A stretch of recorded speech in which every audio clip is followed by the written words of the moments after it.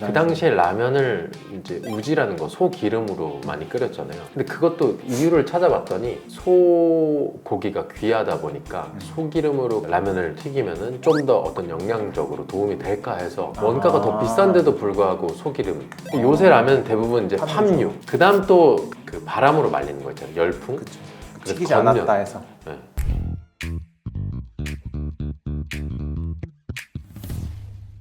안녕하세요, 장요한 관세사입니다. 네, 안녕하세요. 강배용 관사입니다.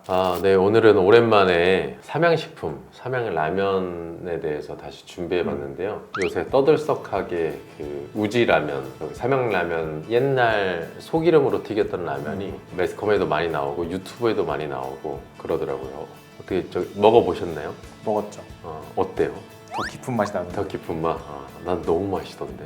그래서 벌써 우지라면 우리가 컨텐츠로 다루자라고 한 다음에 한 3번 먹은 것 같아요. 근데 원래 제가 라면에다가 늘 계란을 먹는데 요거는 좀 아무래도 역사적인 히스토리가 있다 보니까 생으로. 아무것도 안 넣고 네. 라면만 끓여서 먹었는데 맛있더라고요. 그래서 또 패키지 너무 예쁘고 그 뭔가 기업의 헤리티지를 보여주는 라면이 나왔는데 그냥 맛있다라고 생각했는데 이게 또 살펴보니까 얽혀있는 재밌는 이야기들이 있고 그 다음에 또 관세적으로 원료를 우지라는 게 소의 기름이잖아요. 소의 기름으로 라면을 튀겼는데 그 관련된 우리가 관세사적인 측면으로 이야기할 거리들이 있어서 준비해봤습니다. 제가 먼저 우지파동에 대해서 간단하게 브리핑을 해드리면은 1989년에 삼양식품 등 5개 회사에 대해서 검찰에서 구속 입건을 했습니다. 그 5개 회사가 어떤 회사냐면은 삼양식품, 그 다음에 삼립유지, 서울 하인즈가 아마 마요네즈 만드는 회사. 맞아요. 그다음 오뚜기 식품, 부산유지 이 5개 회사에 대해서 공업용 우지를 사용해서 식품을 만들었다라는 걸로 이제 조사를 했고 실제로 삼양식품 같은 경우에 다 합쳐서 대표님들과 실무자들 합쳐서 10명을 구속 입건했다라고 하더라고요.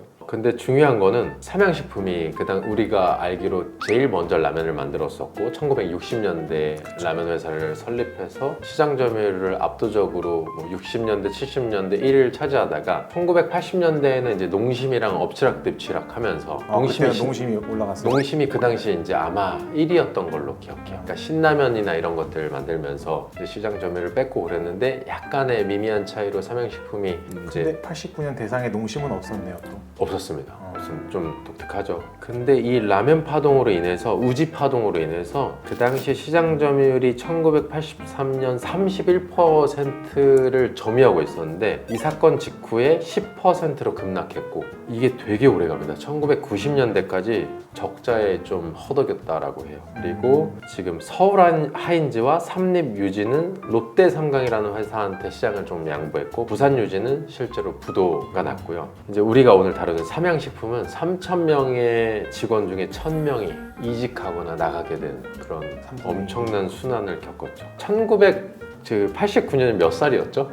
3살이죠. 3살. 저는 이제 5살. 5살일 때가 이 라면을 못 먹었을 텐데 이때 이런 일이 있었구나 라는 게 이제 그 우지라면을 다시 내놓으면서 굉장히 재미있는, 그러니까 우리한테는 지금 재미있지만 그 당시 삼양식품 및 관련된 업계에 종사하던 분들한테는 너무나 충격적인 일이었고 너무 힘들었을 것 같아요. 이게 왜냐면 지금 보면은 89년에 시작을 해서 95년에 재판이 끝났어요. 그럼 그동안 힘들었다는 거 아니에요?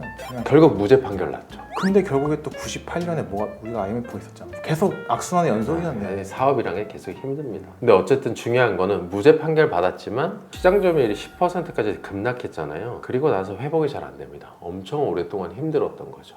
우리 회장님께서 1960년대 우리가 지난번에 다룰 때도 전중윤 명예회장님께서 6.25 당시 대한민국의 어떤 식량난, 꿀꿀이죽 먹고 이런 것들 때문에 이제 되게 잘 사시다가 국가에 국민들한테 기여를 해야겠다라고 만들어서 정말 어렵게 만들어서 이렇게 올랐는데 사업의 부침이 대내적인 요인뿐만 아니라 대외적인 요인들 때문에 이렇게 발생하는 거죠. 근데 이제 삼양식품이 최근에는 불닭볶음면으로 인해서 우리나라뿐만 아니라 지금 전 세계로 이렇게 올라가는 거는 또 전중인 명예회장님의 며느리께서 이렇게 올라갔던 거고, 최근에 우지라면 다시 나오면서 아마 제 기억에 그 며느리께서 지금 부회장님이시죠? 네. 시아버님께 뭔가 그래도 갚았다. 그 마음의 뭔가 어떤 보답. 고통을 풀어드렸다. 약간 이런, 그러니까 원한이 아니죠. 그러니까 마음의 그런 고통을 응어리를 맞아, 응어리를 풀어드렸다라는 말까지 하신 걸로 알고 있습니다. 패키징이 참 이쁘네요. 패키징이 전 너무 마음에 들어요. 이것도 아마 그 부회장님께서 부회장님께서 이게 참 감각이 있으신 것 같아요. 이게 제가 제일 부러워하는 게 헤리티지거든요. 그 헤리티지는 우리가 과거에 폴로나 브룩스 브라더스 이런 많은 브랜드들 다뤘는데, 폴로 같은 경우에 헤리티지를 갖고 있잖아요. 그러니까 헤리티지라는 게 대를 이어서 사업을 해오거나 수십 년간 또는 수백 년간 그 브랜드가 쌓여왔던 헤리티지들이 마일스톤이 그런 헤리티지를 갖고 있지는 않잖아요. 10년의 헤리티지. 있죠. 삼양식품은 이제 거의 몇 년, 한 6, 70년의 헤리티지. 그쵸. 되게 멋있는 것 같습니다. 그리고 이거는 대한민국의 어떤 경제 성장과 함께. 궤를 같이 하는 회사이잖아요. 6.25 이후에 설립되었으니까 굉장히 고생이 많으셨을 것 같습니다. 우리가 우지파동에 대해서 이렇게 간단히 말씀을 드렸는데, 우지라는 거에 대해서 배경을 알아야 되잖아요. 왜 네. 파동이 일어나는지. 그 당시에 라면을 이제 우지라는 거 소기름으로 많이 끓였잖아요. 근데 그것도 이유를 찾아봤더니 소고기가 귀하다 보니까 소기름으로 라면을 튀기면은 좀 더 어떤 영양적으로 도움이 될까 해서 원가가 더 비싼데도 불구하고 소기름. 요새 라면 대부분 이제 팜유. 그다음 또 그 바람으로 말리는 거 있잖아요. 열풍. 그쵸. 그래서 튀기지 겉면. 않았다 해서. 네, 그렇게 좀 넘어온 것 근데 같아요. 저는 개인적으로 겉면은 별로 안 좋아해요. 겉면 별로 안 좋아요. 그러니까 맛이 일단 튀겨야 맛있어요. 그치. 원래 신발도 튀기면 맛있다 그러잖아요. 근데 팜유는 식물성 기름인 거고, 우지는 이제 동물성 기름. 우지는 동물성 기름 중에 소의 기름인 거고, 우리가 또 아는 게 라드유, 이거는 돼지 기름. 근데 또 최근에 식품 업계에서 뭐가 있냐면은 케톤 대사라고 들어본 적 있어요? 아니면 카니보어 식단이나. 이게 원래 미국에서 좀 유행하다가 한국으로 넘어왔는데, 케톤 대사라는 게 단백질과 지방 위주의 섭취를 말하더라고요. 한국 같은 경우는 원래는 밥심으로 살았잖아요. 그러니까 탄수화물 위주고, 그다음 고기 반찬, 야채 반찬이었는데, 케톤 대사나 지금 말했던 카니보어 식단 같은 경우에는 소고기, 소기름, 돼지 기름, 그래서 지방과 단백질 위주의 식단이라고 하고, 그 탄수화물 위주의 그 몸의 흡수작용 대사를 인슐린 대사라고 하는데, 그 지방이나 단백질 위주의 대사를 케톤 대사라고 하더라고요. 유튜브나 이런 데 그런 이게 요즘 트렌드예요. 트렌드로 올라왔고, 이제 마니아층도 많이 생겼고. 우리 그러면은 우지파동이, 그러니까 검찰에서 정확하게 이걸 뭘 잘못했다라고 본 건가요? 그러니까 그 당시에 이제 우지파동이 일어난 배경을 보면은, 먹는 거를 수입할 때 접촉받는 법이 뭐죠? 식품위생법. 식품공정이 한번 개정이 돼요. 89년에. 88년에는 제품에 대해서만 규정을 하고 있었는데 89년으로 넘어오면서 식품공정에 원료에 대해서도 규정을 하겠다라고 개정이 되면서 이게 지금 우지가 사실은 라면의 원료인 거잖아요. 그래서 요거를 들여다본 거예요. 그랬더니 수입하던 우지 자체가, 미국에 이제 우지가 두 부류로 분류가 되는데, 먹는 것과 먹을 수 없는 것. 근데 한국에서 수입하던 우지는 그 먹을 수 없는 것이라는 우지를 수입하고 있었어요. 그러니까 검찰에서는 식품공정에서도 이제 원료를 규정을 하니까 수입하는 그 먹을 수 없는 우지는 식품공정에 위배가 된다. 위생법에 위배가 된다고 해서 기소를 한 거고, 그래서 그 당시에 이제 그렇게 해서 기소가 이뤄진 거예요. 미국산 같은 경우에는 등급이 1등급에서 16등급까지. 그거를 이제 말씀을 드려야 되는데, 미국산 소의 기름이 1등급에서 16등급까지 나눠져요. 근데 그 중에서 미국에서는 먹을 수 있는 기름을 1등급의 소기름만 먹을 수 있다라고 해서 에더블 탈로우라고 이제 규정을 해놓고, 그 외적인 거를 이제 인에더블이라고 해서 먹을 수 없는 것이라고 규정을 해놨어요. 그러면 1등급에서 16등급까지 중에 2등급에서 16은 다 먹을 수 없다. 먹을 수 없다. 네. 미국 사람들은 소 되게 그냥 덩어리들만 먹고, 그쵸. 잡뼈, 그러니까 짜투리 부위 사실 다 버렸었잖아. 그러니까 약간 그런 의미인 거죠. 그렇다기보다는 먹을 수 있는 것과 먹을 수 없는 것의 기준을 미국은 유리지방산 함량에 따라서 나눈 것 같아요. 그래서 유리지방산이 어느 정도 이하여야, 왜냐면 미국 사람들은 이제 살코기 위주의 식단을 하다 보니까 거니까 우리는 유지지방산이 이 정도 아래여야 우리 쪽에서는 먹을 수 있다라고 인정을 해주는 그 거고 지방산이 그쵸. 이제 고기보다는 지방질이 그쵸. 담겨 있으니까 그 어느 정도 이상의 이제 유리지방산을 함유하고 있다 그러면 우리는 이거 먹을 수 없는 기름이라고 쳐라고 해서 이제 나머지를 분류해 준 건데 그 당시에 우리나라가 수입하던 2, 3등급의 소기름을 수입해서 정제해서 사용했거든요. 수입해서 그러니까 사실 그 수입한 우지도 직접 먹는 게 아니라 라면을 튀기는데 사용됐던 이제 부재료의 개념인 거잖아요. 그렇죠. 바로 사용해서 튀긴 게 아니고 우리나라에서 당연히 정제를 정제하고 네. 식용으로 그 자체를 먹어도 되게끔 그렇게 정제하고 나서 그걸로 라면을 튀겼는데 약간 법의 미비인 거죠. 법이 이제 그 당시에 원료를 규정하는 법으로 개정이 되면서 정확한 기준을 제시한 게 아니고 정성적 기준만 제시해. 뭐 원료 수입산 원료는 깨끗해야 된다 이 정도까지만 이제 정성적 기준만 제시했기 때문에 그걸로 이제 걸고 넘어진 거죠. 그 제일 무서운 얘기잖아. 그쵸. 그 법에서 기준이 그렇게 없는. 러프하게 규정해 놨다는 거는 법을 해석하는 사람들의 판단에 따라 나의 운명이 사원이 걸려있다. 그쵸. 너무 무섭네요. 깨끗해야 되고 뭐 신선해야 뭐 당연한 얘기를 써놓고서는 네. 이제 미국에서는 먹을 수 없는 걸로 분류되는 기름을 너네가 수입을 했으니 이거는 법에 접촉된다라고 해서 기소를 한 거예요. 그러니까 이건 어떻게 보면은 HS 코드 분류했다는 게 아니라 어차피 HS 코드 자체는 그냥 우지 이런 식으로 기재되어 있는 거고 세부적으로는 거기에 같이 걸려 있는 식품위생법 지금으로 따지면 수입식품안전관리특별법에 따라서 판단을 해야 되는데 그게 너무 모호했던 거죠. 모호하죠. 그러면 그거를 실무지는 식약처에서 판단하는 건데 검찰이라는 조직에서는 그런 것들을 다 들여다볼 수 있으니까 이거 아니지 않아? 라고 말하면은 할 말이 애매해지죠. 우리나라에서 왜 그거를 먹을 수 없는 기름을 들여왔을까라고 생각을 했을 때 수입신고 당시에 네. 조금 더 깊게 들어가면 HS 코드 분류 체계에서 좀 갈릴 수가 있어요. 아까 말했다시피 미국에서는 1등급부터 16등급까지 소의 기름을 나누고 거기서 먹을 수 있는 것과 먹을 수 없는 것을 나눈다는 거죠. 그래서 미국의 HS 코드 체계를 보면은 먹을 수 있는 기름과 먹을 수 없는 기름이라고 나와 있어요. 하지만 우리나라는 먹을 수 있는 것과 먹을 수 없는 것의 기준 자체가 없어요. 그냥 맞네요, 소의 것, 맞네요. 기타의 것 이렇게 돼 있어요. 상가의 기준만 나와 있고. 미국은 에디블, 인에디블 이렇게 두 가지로 나눠져 있고 그러면 들여다보는 1등급 나머지 인에디블은 그쵸. 2등급에서 16등급 그 근데 우리나라는 기준이 없고 2 내지 16등급에는 뭐 공업용도 있을 수 있고 뭐 네. 식품을 쓸 수 정제후 식품을 쓸 수 있지만 뭐 다 이제 먹을 수 없는 것으로 분류가 되는 거죠. 그러면은 미국에서 이 2, 3등급의 소 기름이 수출될 때 수출 신고 필증이 뭐라고 찍히겠어요? 인에디블 그렇죠.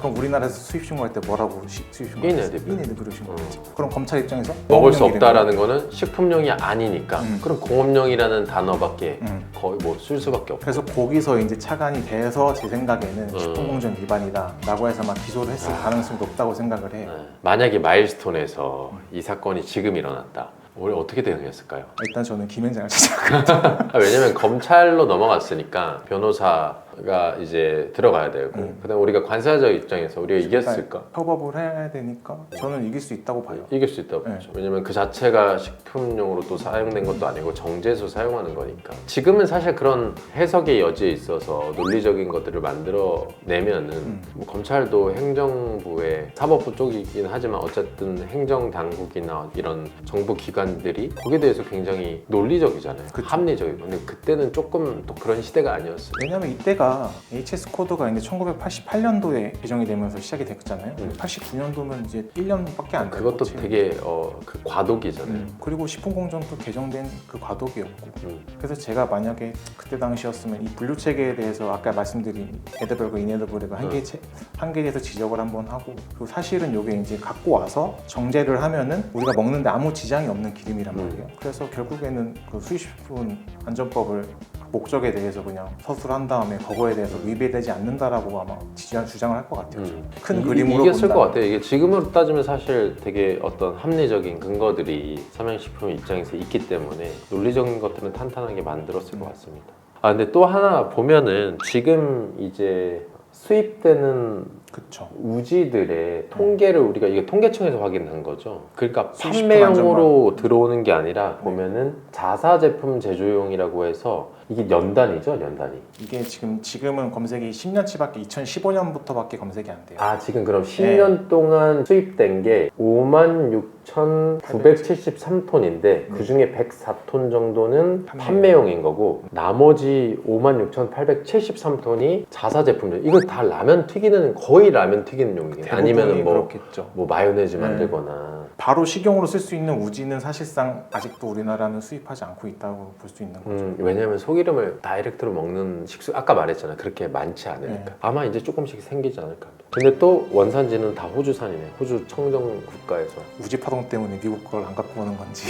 그렇죠. 되게 타이트하고 근데 호주나 뉴질랜드 이런 데서 소들이 되게 청정한 지역에서 자라기도 하고 거긴 좀 더 소들이 행복하대잖아요. 그것 때문에 또 수입할 수도 있고. 근데 재밌는 거는 처음에 나왔던 우지라면과 지금 우지라면이 차이가 있어요. 그때 우지라면은 정말 우지로만 100%? 100%. 근데 지금 우지라면은 우지와 팜유 왜요? 섞어서. 근데 그게 이제 제가 또 찾아봤더니 지금은 조금 더 기술적인 거나 이제 삼양식품 내부의 연구원들이 더 그 옛날보다 맛에 대한 것들을 과학적으로 이렇게 막 설계를 할 거 아니에요. 팜유랑 적절하게 섞는 게 훨씬 더 맛이 좋다라고 하면서 그렇게 만들었더라고요. 그래서 그 당시의 맛을 우리가 알 수는 없지만 좀 이걸 먹으면서 제가 5살 때인데 어떻게 보면 우리 아버지가 이런 걸 드셨구나 이제 그렇게 추측하면서 먹는 거죠. 제가 엄마한테 물어봤더니 엄마 안 먹어봤다고. 안 먹어봤대요? 그러면 이때 저기 라면이 비쌌나? 모르겠어요. 아니 근데 라면 쌌다고 했는데 삼양식품. 그래서 지금 그 우지랑 팜유를 섞은 거를 골든 블렌드 오일이라고 말하고 우지는 풍미가 좋고 고소하고 묵직한 느낌이 있고 팜유는 산화 안정성 그다음에 가격 공급 이런 게 안정적이어서 그러니까 맛으로는 우지가 좀 더 좋은 느낌인가 봐요. 팜유에 대한 장점으로는 이제 맛에 대한 것들이 그렇게 많이 나오진 않았습니다. 그래서 식품공학적으로 되게 정밀하게 설계했다라고 하더라고요. 그래서 라면을 끓이는 그 기름이 이렇게 중요하구나 라는 걸 이번에 좀 알게 됐습니다. 그리고 이제 하나 약간 마케팅적 관점으로는 이게 타깃이 MZ세대가 아니래요. 40대, 50대 기억하는 그 향수를 불러 일으키는 저도 약간 이런 올드한 걸 좋아하잖아요. 헤리티지 있는 걸 또 좋아하니까 저는 이제 라면을 안 먹은 지 꽤 오래됐는데 우지라면 이런 것들을 유튜브에서 보고 일부러 가서 사서 먹었죠. 이야기가 덧붙여졌을 때 더 맛을 느끼는 것 같아요. 맛으로만 평가하는 게 아니라. 혼자 먹었나요? 아니면 와이프랑? 와이프랑 먹었죠. 어떻대요? 똑같다고. 똑같다고? 네.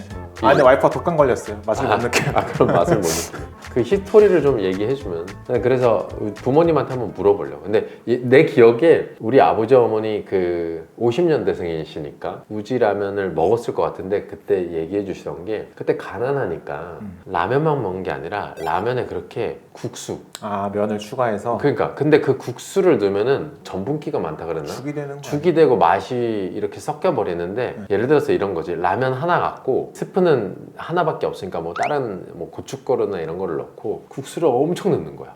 배가 불러야 되니까. 그래서 옛날 얘기해 주실 때 라면은 조금인데 국수를 엄청 넣어서 먹었다라는 얘기를 해주셨어요. 진짜 그렇게 보면 우리나라 어마어마한 발전이네. 그쵸. 지금 뭐 라면은 그냥 배고파서 먹는 단계로 보기에는 뭔가 밥만 먹다가 지겨울 때 하나 끓여 먹는. 나를 기준으로 보면 우리 어머니는 막 그렇게 1950년대에 태어나서 라면도 겨우 한번 특식으로 먹을까 말까 한 세대였는데 나의 자녀들은 라면은커녕 무슨 벌써 뭐 피자도 먹고 뭐 정말 진귀한 걸 많이 먹으니까. 가격도 이게 한 봉지 얼마인 줄 알아요? 편의점에서 얼마예요? 1,900원이에요. 1,900원. 비싸다. 이제 엄청 라면값도 올라서 라면이 이제 더 이상은 서민 음식은 아닌 것 같아요. 제 생각에. 통화량이 많이 늘었으니까. 그쵸. 우리가 지금 우지라면 얘기하다가 통화량까지 얘기합니다. 환율도 많이 올랐으니까.